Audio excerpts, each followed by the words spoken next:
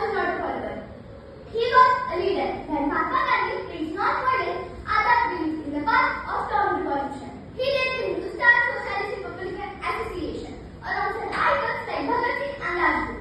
They planned and led both the missions against the British Empire, not for power, yes my dear friends, not for power but for a dream of free and fearless India. He was not a man, he was a role. Every step he took shook the world. Today I speak not just to tell, but to lead the fire like Azad felt. But do you know friends, what made Azad truly different?